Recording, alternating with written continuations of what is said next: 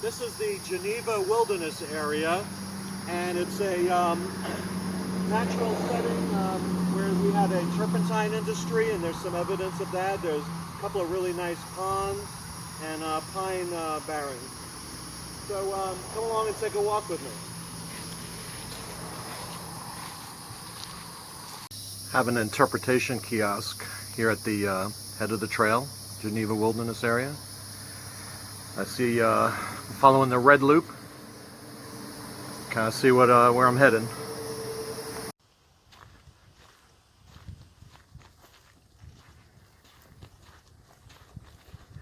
Surrounded by swamps on both sides, with flanked by a row of pine.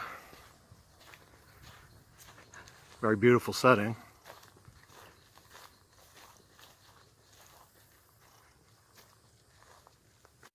This is a beautiful pine-lined pathway on the trail. It's between two of the small lakes here. Look on this side.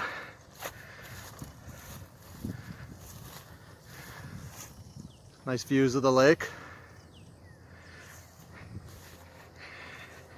And then continuing along the trail, this is just a narrow spit of land that divides these two.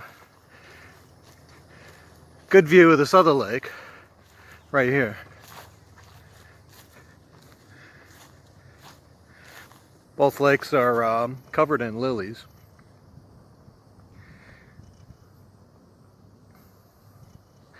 Very beautiful setting.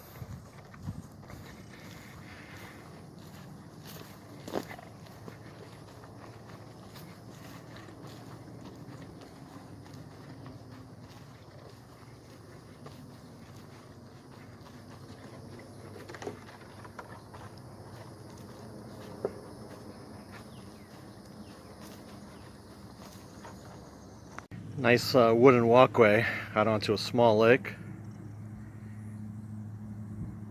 Small lake out here in the wilderness. Number of native fish you can find out here: largemouth bass, spotted bass, shoal bass, Suwannee bass, white catfish, yellow bullhead, brown bullhead. You find channel catfish, blue catfish, flathead catfish. You can find black crappie, yellow perch, bluegill, reindeer sunfish, warmouth, spotted sunfish, redbreast sunfish, and filer. A lot of different types of variety of fish out here. I would expect to see some gators out here too. I don't see any hiding out at the moment though. Close up of some of the lilies.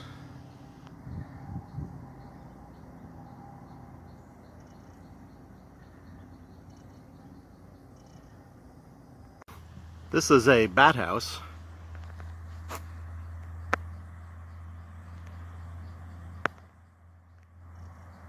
Here in the pine flatlands part of the trail, I would expect to find some evidence of the turpentine industry that actually functioned here in the early 20th century.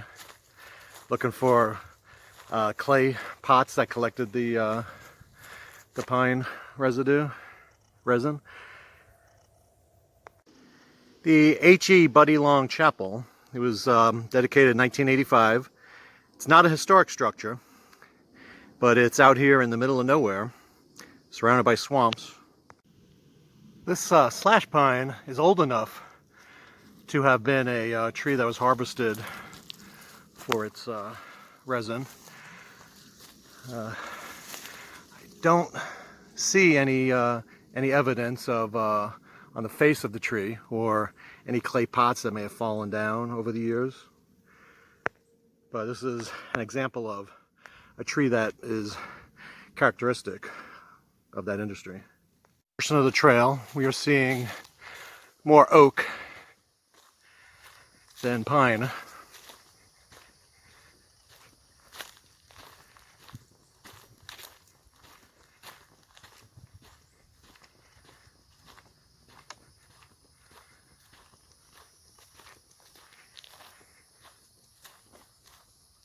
The oaks make for some lovely canopy roads. And a lot of this portion of the path seems to have the canopies.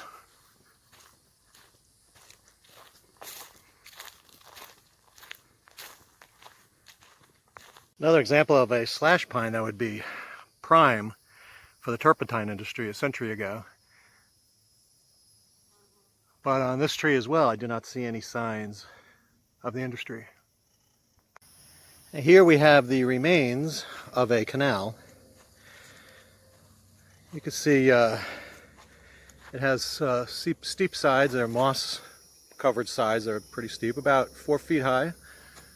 This side goes about 6 feet high, and it continues down. You can see the walls on the left side, the moss, and this continues down. We're going to take this path. Another view of the canal further down the trail.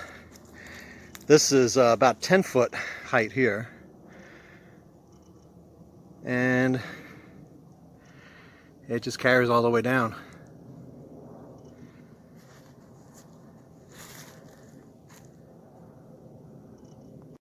More views up the canal. Gets a little bit more wild back in this area. But one of the reasons I'm interested in following the canal is that the turpentine industry used to bleed these pines. This is a pretty big one right here. But they'd bleed these pines, big gashes called cat faces, about 6 feet from the base to 6 feet up. And they would collect it in clay pots. Now I have not seen any of these. I'm looking for some of the clay pots on the floor. I'm looking for the gashes and have not seen that.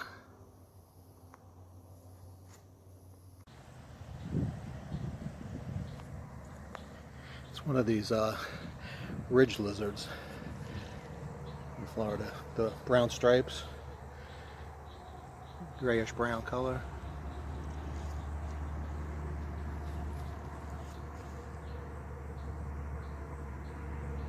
Good view of one right there.